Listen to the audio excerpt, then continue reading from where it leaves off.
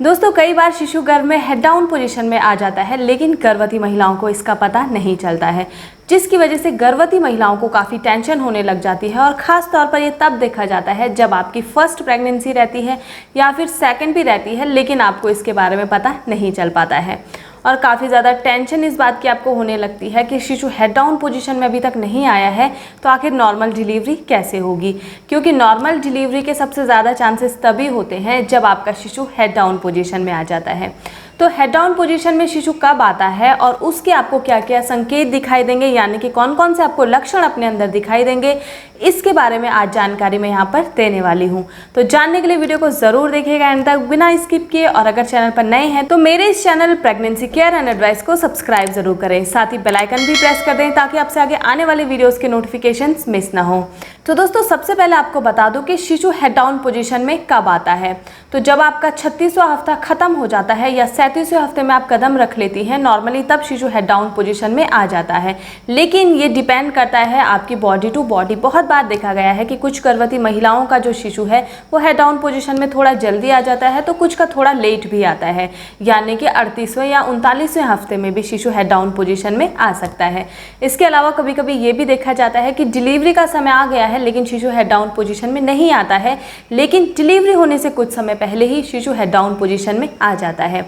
तो अगर आपको ये महसूस हो रहा है कि मेरा शिशु अभी तक हेड डाउन पोजीशन में नहीं आया है, तो ऐसे में आप चिंता बिल्कुल भी ना करें, क्योंकि कभी कभी शिशु हेड डाउन पोजीशन में जस्ट डिलीवरी से पहले भी आ सकता है।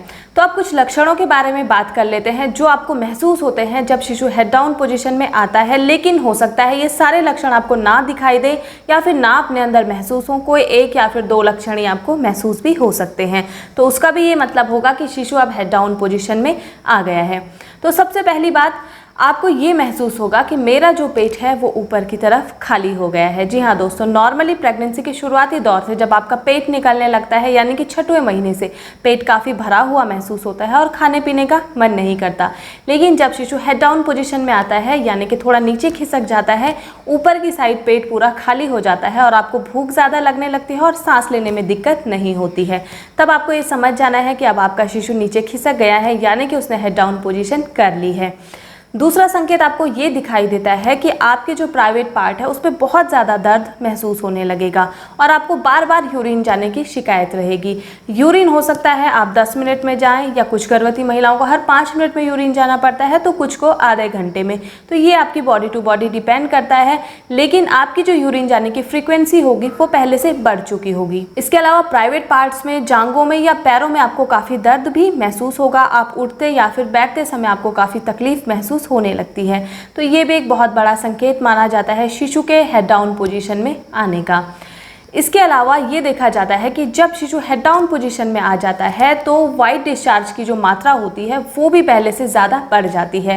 तो जैसा कि मैंने आपको पहले भी बताया है कि शिशु क्योंकि हेड डाउन कर लेता है, सर्विक्स में अपना जो हेड है उसे फिक्स कर लेता है, उसकी वजह से प्राइवेट पार्ट में बार बार दबाव पड़ता है, जिसकी वजह से वाइट डिस्चार्ज की जो फ्रीक्वेंसी है, वाइट डिस्चार्ज जो है वो काफ़ी ज़्यादा मात्रा में निकलने लगता है। तो अगर आपको वाइट डिस्चार्ज पहले से ज़्यादा महसूस हो रहा है तो इसका ये मतलब है कि शिशु ने हेड डाउन कर लिया है और शिशु अब आपके प्राइवेट पार्ट्स पर, यानी कि यूरिनरी ब्लैडर पर दबाव बनाने लगा है। इसके अलावा कुछ गर्भवती महिलाओं की जो म्यूकस प्लग होती है वो भी इस दौरान निकल जाती है। तो म्यूकस प्लग का यहाँ पर बहुत बड़ा रोल होता है, क्योंकि म्यूकस प्लग के थ्रू ही कोई भी बैक्टीरिया या फिर वायरस आपके गर्भाशय तक नहीं पहुँच पाता है। तो अगर आपको भी अपने प्राइवेट पार्ट से कुछ इस तरीके का चिपचिपा पदार्थ निकलता हुआ महसूस होता है, तो हो सकता है आपकी म्यूकस प्लग फट गई हो और इसका ये मतलब है कि आपके शिशु ने हेड डाउन कर लिया है। क्योंकि जब शिशु हेड डाउन पोजीशन में आएगा वो प्रेशर लगाएगा, तब जाकर ही म्यूकस प्लग निकलती है। इसके अलावा दोस्तों फॉल्स लेबर पेन्स अब स्टार्ट हो जाते हैं। फॉल्स लेबर पेन्स का मतलब है आपको दर्द तो बार बार उठेगा, लेकिन ये झूठा लेबर पेन होगा, यानी कि आपकी जो बॉडी है वो अब डिलीवरी के लिए तैयार हो रही है और इसलिए आपको बार बार ये दर्द उठता है। लेकिन इसका ये मतलब नहीं होता है कि ये आपका लेबर पेन है, ये सिर्फ फॉल्स लेबर पेन्स होते हैं, जिसको कि ब्रैक्सन हिक कॉन्ट्रैक्शंस कहा जाता है। तो इसमें आपको बिल्कुल उसी तरीके का दर्द महसूस होता है जैसे कि आपको पीरियड्स के टाइम पर होगा।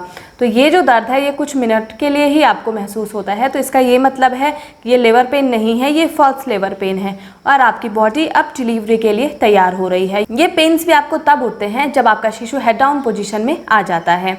तो ये भी काफ़ी बड़ा संकेत माना जाता है शिशु का हेड डाउन पोजीशन में आने का।